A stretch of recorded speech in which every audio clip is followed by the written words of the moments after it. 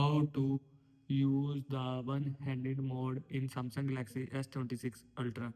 First of all, open settings. Now in settings, scroll down, click on advanced feature. Here you will see one-handed mode. Now turn on this button.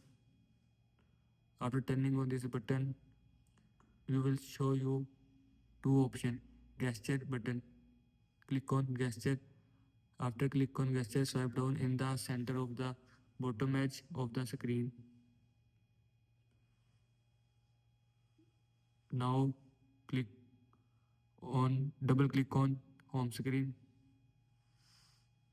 Now click on button.